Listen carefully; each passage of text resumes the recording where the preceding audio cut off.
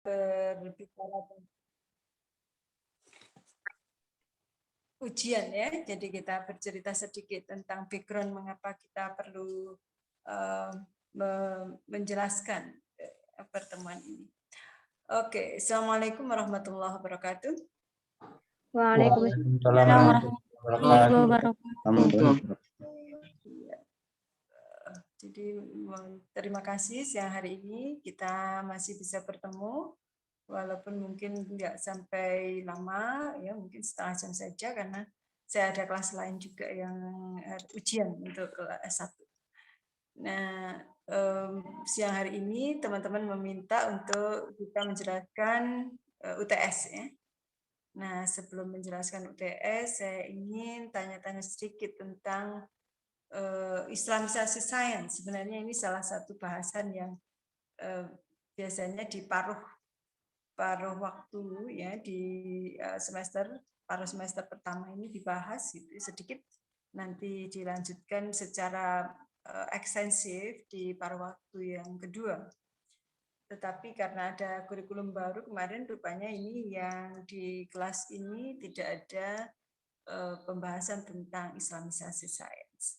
Nah, yang perlu dibicarakan sedikit adalah sebenarnya topik tentang integrasi Islam dan sains itu adalah topik yang seharusnya dibicarakan oleh UIN, ya, terutama UIN. Mengapa demikian? Karena UIN dulu sebenarnya ketika akan ada, gitu, dulu kita IAIN ya, itu ditentang oleh banyak pihak karena sudah ada universitas yang lain yang kita kenal dengan universitas umum, yaitu yang berada di bawah Kemendikbud. Nah, ketika kita dari Kementerian Agama itu ingin mendirikan universitas juga, itu banyak sekali yang mempertanyakan apa kegunaannya, mengapa harus ada dua macam atau dikotomi bahkan tentang universitas gitu. Nah, lalu dijawab karena pada waktu itu memang yang membuat Universitas Islam Negeri itu yang paling awal adalah UIN Malang, walaupun SK-nya kemudian yang paling awal adalah UIN Jakarta. Tetapi yang membuat proposal dan penggodokan falsafah, insya Allah saya sedikit banyak tahu gitu ya. Sehingga perlu kita ceritakan sedikit ya, tentang mengapa UIN itu harus ada. Nah, komitmen kita adalah karena kita menyadari bahwa ilmu itu tidak netral. Ya, menyadari bahwa ilmu itu tidak netral, sebagaimana kelompok-kelompok yang lain, lalu kemudian mengetahui bahwa ilmu itu selalu ada yang namanya value laden. Ya, jadi ada nilai-nilai yang terselip di dalamnya. Nah, oleh karena itu kita ingin juga menyelipkan secara eksplisit, bahkan bukan hanya menyelip secara implisit, tetapi menyelipkan atau menjelaskan secara eksplisit bahwa ilmu kita ini berdasar nilai-nilai Islam, gitu. Nilai-nilai keislaman yang harus menjadi landasan. Makanya orang dalam mengimplementasikan integrasi sains dan Islam memang mempunyai berbagai macam cara. Di UIN Malang, kalau Bapak Ibu atau saudara-saudara pernah datang ke kantor rektorat, itu kita akan menjumpai adanya pohon ilmu. Sudah ada yang pernah ke rektorat ya? Tentunya ini ada yang dari UIN Malang nggak? Banyak Ustazah. Oh, banyak. Nah, berarti sudah tahu dong pohon ilmu, nggak perlu dijelaskan ya. Jadi kalau di UIN Malang kita punya pohon ilmu, kalau di UIN Surabaya kita punya Twin Tower, ya. Jadi ada tower dua yang seperti ada di Malaysia, gitu ya, ada Twin Tower. Lalu di UIN Jogja itu punya yang namanya jaring laba-laba. Jadi mereka punya jaring laba-laba. Nah, sebenarnya intinya sama, bahwa semuanya adalah mendasarkan Al-Quran dan hadis sebagai landasan terdalam kalau di jaring laba-laba. Kalau kita landasan yang paling dasar, yang akan melandasi semua pembelajaran nantinya ketika mahasiswa kuliah, gitu ya. Jadi nilai-nilai keislaman itu harus menjadi landasan. Mengapa demikian? Karena sekarang dalam perkembangan ilmu itu banyak sekali juga ditemukan nilai-nilai dan ideologi-ideologi lain. Ya. Ideologi lain, misalnya seperti ini.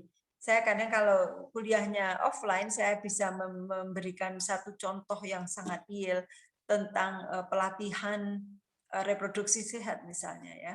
Pelatihan reproduksi sehat yang ini dari UN yang kemudian juga diadopsi oleh BKKBN ya.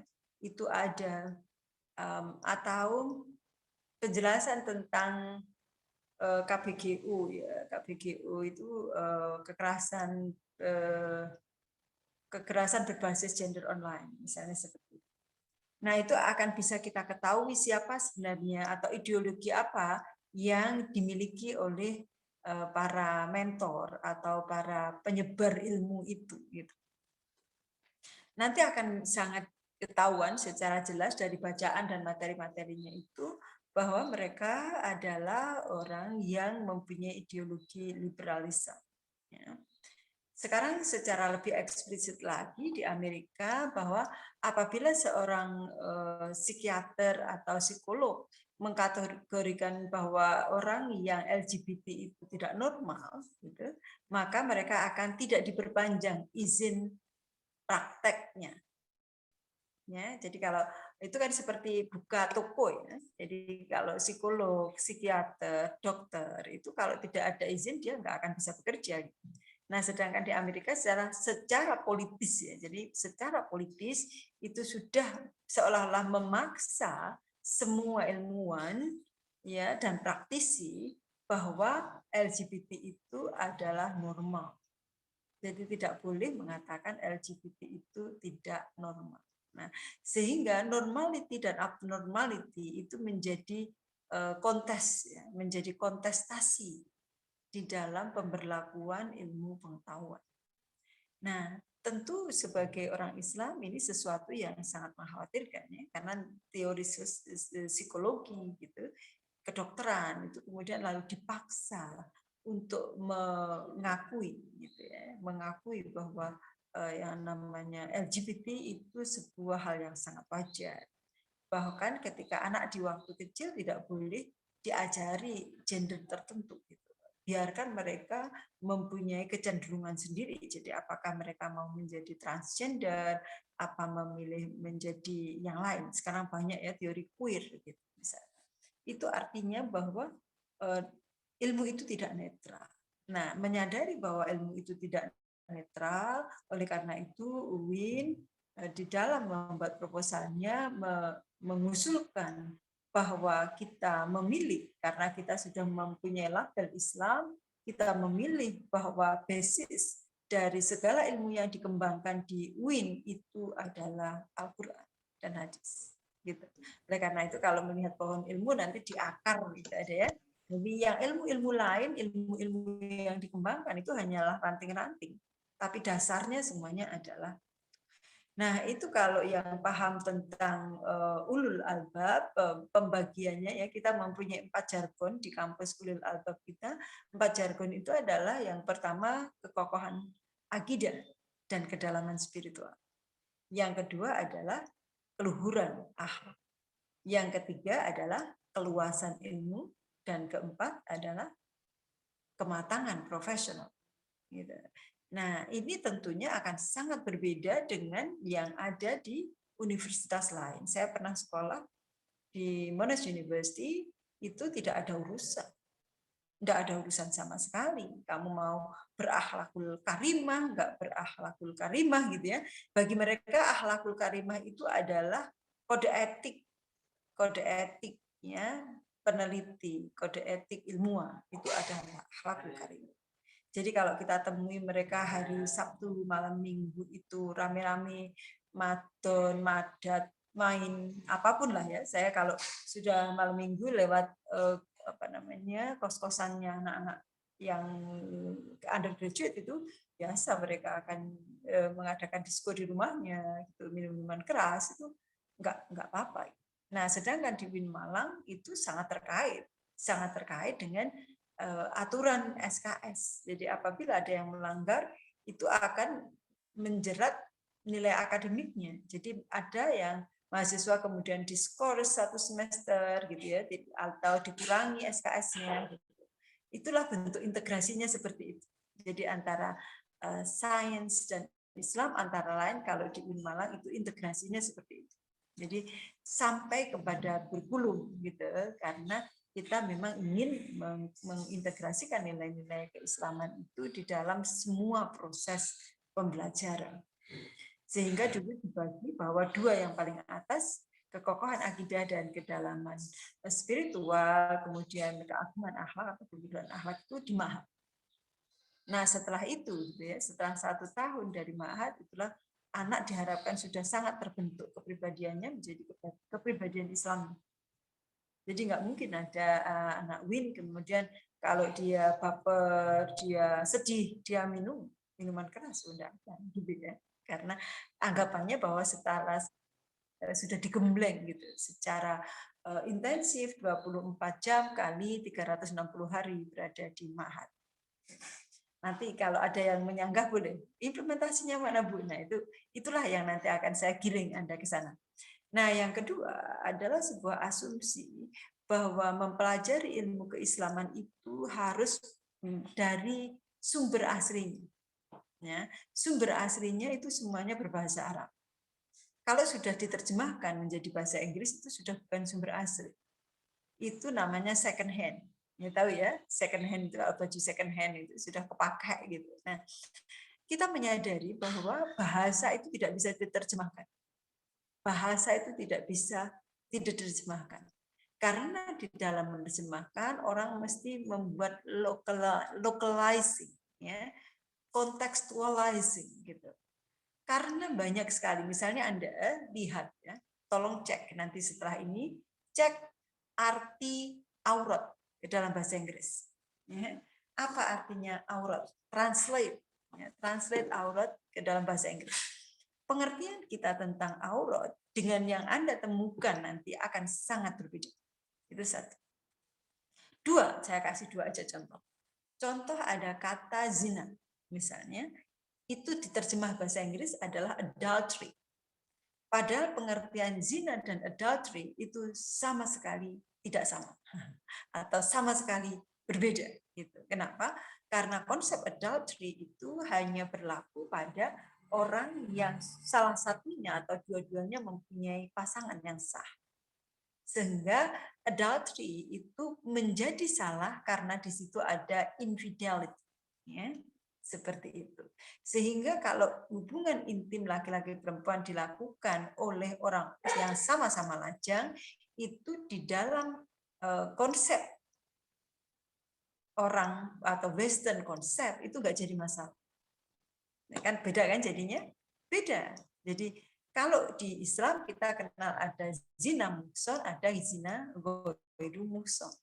Nah itu nggak dipahami. Jadi kalau kita lihat kamus zina ya adultery gitu. Padahal pengertiannya bisa jadi misleading. Misleading itu menjerumuskan. Sangat bahaya andai kan tidak ada yang mengerti dua bahasa itu. Sangat menjerumuskan. Nah, oleh karena itu kemudian kita harus mempunyai cara baca yang sangat kritis ya, terhadap sesuatu. Gitu. Itulah pentingnya kita menyadari adanya integrasi sains dan Islam. Gitu. Tetapi mengapa kemudian gaungnya menjadi meredup? Ya? Paling tidak ada beberapa hal ya, yang jadi ada orang yang misalnya Kemenak sendiri secara institusi itu belum mempunyai guideline yang jelas. Jadi tidak ada daya paksa untuk membuat implementasi dari integrasi sains dan Islam. Gitu. Oleh karena itu, masing-masing PTKIN mempunyai ijtihad sendiri-sendiri. Gitu. Dan juga ada yang sama sekali tidak memperhatikan. Jadi seolah-olah itu juga nggak penting. Gitu. Jadi yang mempunyai misalnya pusat studi integrasi sains dan Islam itu hanya Malang yang secara konsisten. Dan ada beberapa yang lain. Tapi yang lain memang nggak membicarakan. Nah ternyata kalau kita tarik garis yang selanjutnya, itu banyak sekali pertentangan. Ya, pertentangan di perguruan tinggi keagamaan Islam. Ada yang tidak setuju sama sekali. Gitu. Ada yang setuju dengan berbagai macam syarat. Gitu. Ya. Nah, yang sangat setuju tanpa syarat dan bahkan harus diimplementasikan itu justru kelompok INSIS. Ya, kelompok INSIS. Itu ketuanya kalau nggak salah sekarang masih Pak Arjan Husaini. Lalu anggotanya orang-orang yang dulunya berasal dari IIUM, International Islam University of Malaysia. Dulu ada namanya ISTAK, ya di sana ada namanya ISTAK, ya. Institute of Islamic Thought, ya, ada yang ditambah dengan Islamic Civilization, ya, ISTAK. Seperti itu. Nah, terus dibawa ke Indonesia dengan INSIS. Itu mereka secara terus-menerus sangat konsisten mendengungkan perlunya Islamic worldview. Tapi ini ketika dibawa ke PT KIN ini menjadi kontroversial. Jadi dari Kemenak, dari PT KIN sendiri, lalu dari dosen-dosen sendiri itu terpecah. Dosen itu terpecah. Ada yang sama sekali mengatakan bahwa itu tidak mungkin. Ya, tidak mungkin. Karena ilmu itu sudah mempunyai jalannya sendiri, sudah sangat mapan. Islam mempunyai jalannya sendiri sangat mapan, dia nggak bisa saling menyapa gitu. Walaupun kalau di Twin Tower itu ada jembatannya itu yang mengatakan kita saling melengkapi, saling menyapa. Gitu. Tapi ada yang enggak. Nanti saya kirimkan Urban Sufism dari Cak Nurian yang ada di situ perdebatan yang sangat sengit di antara para ilmuwan, gitu ya. Ada yang ilmuwan murni ansi, ada yang punya latar belakang keilmuan agama, ada yang latar belakang keilmuan filsafat, gitu ya, yang membicarakan tentang Islamisasi sains dan Islam. Nah, ada juga nanti saya kirim kalau Anda mau yang dari Pak Hamid Zarkasi tentang pentingnya Islamisasi sains. Nah, dari sini akan saya tarik. Dari sini akan saya tarik kepada tugas. Ya. Tugas kita adalah membuat satu tulisan, yang tulisan itu formatnya sudah merupakan format tulisan jurnal. Sudah merupakan jurnal, tetapi tidak usah dibagi, tidak usah dibuat kolom. Karena kalau dibuat kolom itu dibaca susah sebenarnya. Jadi kalau saya prinsipnya seperti jurnal itu terdiri dari introduction, ya, atau pendahuluan, lalu literatur,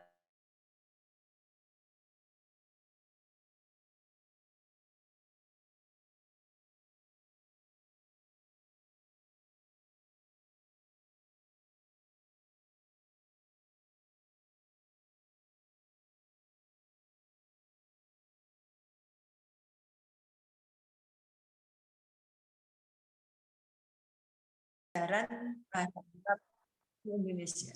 Jadi tantangan pembelajaran bahasa Arab di Indonesia. Anda boleh meneliti di UIN Malang, misalnya, karena di UIN Malang itu mempunyai program ma'had yang berupa pembelajaran bahasa Arab juga dan ada pembelajaran PKBBA. Ya, boleh diteliti. Tapi tentu memang peneliti itu harus mempunyai keingintahuan yang besar dan tanpa prejudis. Ya. Jadi kita tidak ingin mengkritik, tidak ingin mencari kejelekan, tapi kita ingin mengungkapkan fakta-fakta. Gitu ya. Kita ingin mengungkapkan fakta-fakta yang nantinya akan kita jelaskan. Kalau di sini ada dua, misalnya ada dari Aroya, ada nggak yang dari Aroya? Kayaknya ada ya, Mbak Novia ya? Ada. Ya. Ada, Ustazah. Bisa membuat komparatif study antara pembelajaran bahasa Arab di Aroya dengan pembelajaran bahasa Arab di UIN Malang. Misalnya seperti itu. Apakah membandingkan antara yang di Aroya itu kan juga ada ma'hadnya ya, tapi Aroya ma'hadnya full ya, 5 tahun, 4 tahun ya. Tapi kalau di UIN Malang hanya setahun ya. Jadi mungkin bisa dibandingkan. Silakan kalau ingin membandingkan. Saya itu akan menjadi perbandingan yang bagus kalau kita ambil aspeknya. Misalnya apa aspek kurikulum atau aspek proses atau mau dibidik semuanya boleh. Gitu agar mempunyai insight. Kalau punya teman-teman yang dari UIN Malang bisa dijadikan informan. Mungkin dulu di ma'had kayak apa gitu ya. Itu bisa jadi informan. Oke, itu topik. Nah, sekarang saya akan masuk ke teknis. saya akan masuk ke teknis. Pendahuluan itu isinya apa? Ya. Pendahuluan itu isinya paragraf pertama adalah fakta sosial. Ya. Fakta sosial. Jadi fakta yang ingin kita bidik apa?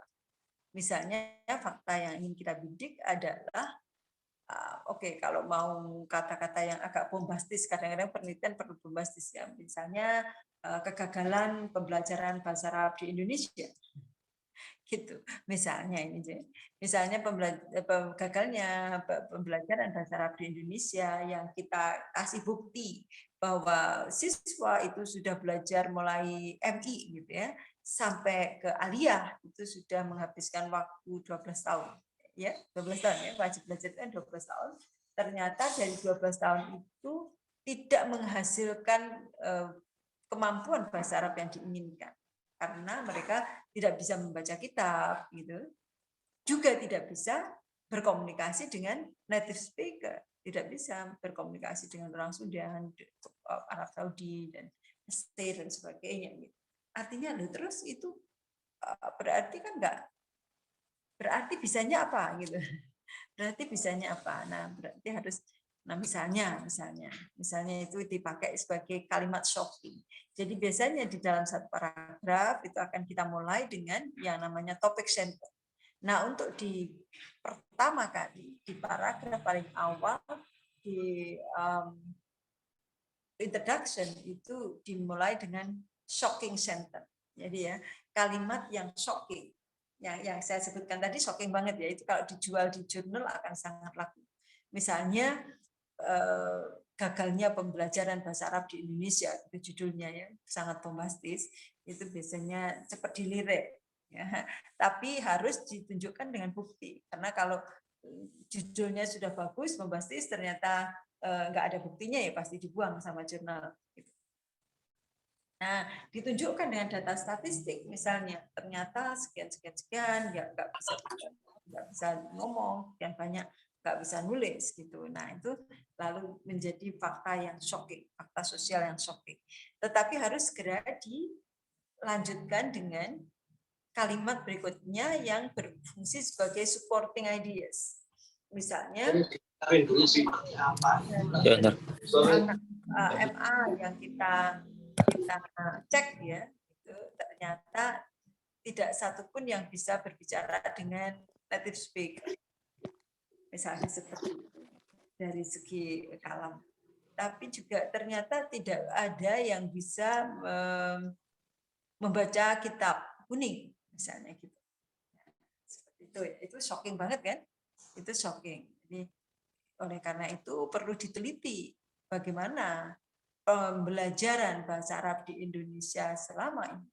Nah, misalnya, nah terus kita cek literature ya. Jadi yang pertama tadi kan fakta sosial, yang kedua adalah fakta literatur.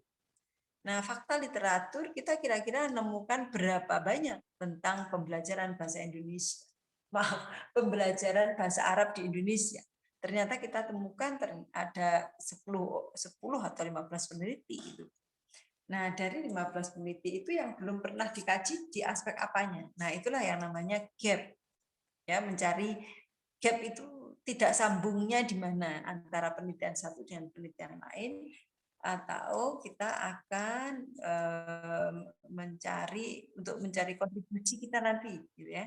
Kontribusi kita itu biasanya di dalam gap itu yang itu dinamakan kebaruan atau novelty ya. Novelty itu kebaruan dari tulisan Anda itu di mana. Jadi nggak boleh nulis itu mulai dulu tamat SD sampai sekarang nulisnya itu terus, itu nggak boleh, harus berkembang.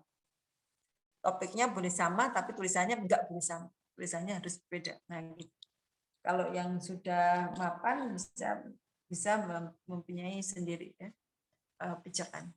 Oke, jadi itu namanya adalah fakta literatur. Misalnya dari literatur yang ada tentang pembelajaran bahasa Arab di Indonesia, kita bisa menemukan adanya 3 pengelompokan. Kelompok pertama adalah yang meneliti tentang kurikulum. gitu ya, bahwa kurikulum kita itu masih belum jelas, misalnya gitu. Kelompok kedua yang menyoroti tentang waktu.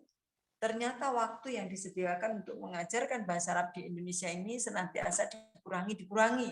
Kalau dulunya ada 24 jam, dosen-dosen itu atau guru-guru itu sekarang sulit sekali bisa memenuhi 24 jam. Ya. Oleh karena itu dia harus nambah mencari jam keluar kelas atau keluar sekolah. Dan ini tentu mengurangi kualitas guru di dalam mengajar karena kecapean. Gitu. Jadi ada materi. Gitu. Ternyata di materinya juga masih sangat sederhana. Sudah sampai kelas 3 gitu.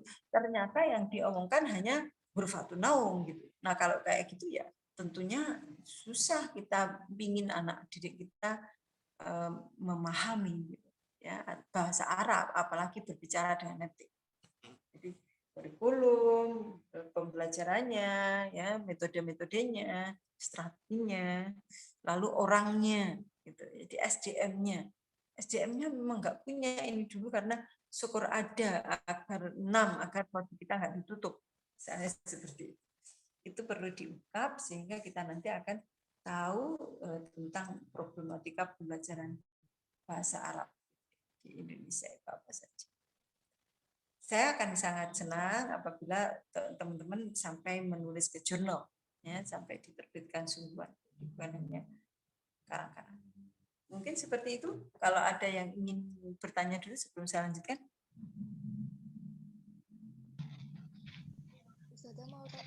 Afwan, Ustazah. Ya. Untuk halamannya itu maksimal berarti 10 halaman ya? Sesuai Ya, kalau saya itu. maksimal 10 halaman. Kalau saya sih antara 2.500 sampai 5.000. Kalau halaman itu kan relatif ya, nanti dibuat panjang-panjang spasinya saya sampai 10 halaman tapi isinya dikit. Kalau bunyinya adalah kata kan semua orang bisa ngecek. Jadi kita memakai ukuran yang lebih jelas ya itu kata. Jangan halaman. Itu kemarin dari kesepakatan rapat belum saya ganti. Jadi masih memakai halaman. Jadi kalau saya ya 2,5 sampai 5.000 kata. Apalagi ada yang mau ditanyakan? Kapan Bu harus selesai gitu ya? Saya memberikan kelonggaran boleh sampai akhir bulan depan. Jadi sampai November akhir. Kalau ini kan Oktober akhir ya. Sampai November. Ada yang ingin bertanya lagi?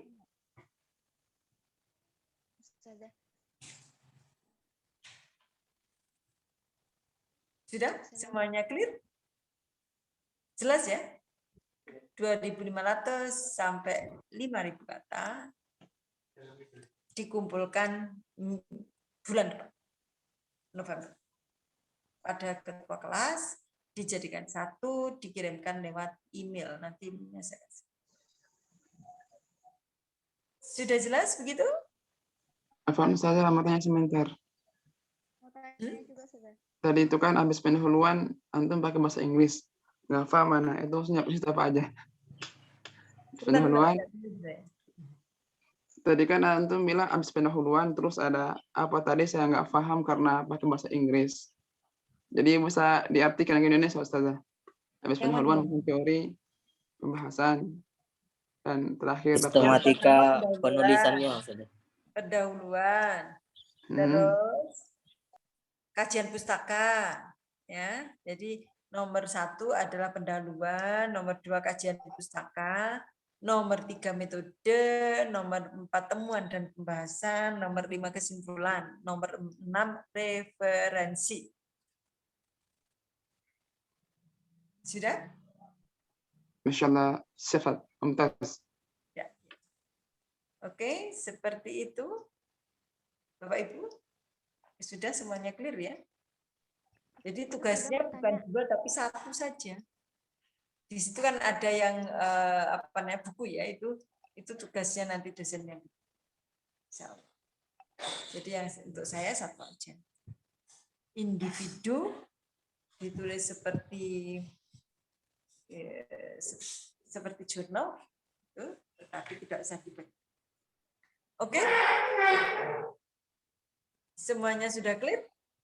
Kalau semuanya sudah clear, saya mohon pamit. Semoga apa yang kita laksanakan, yang kita diskusikan selama setengah semester ini ada gunanya.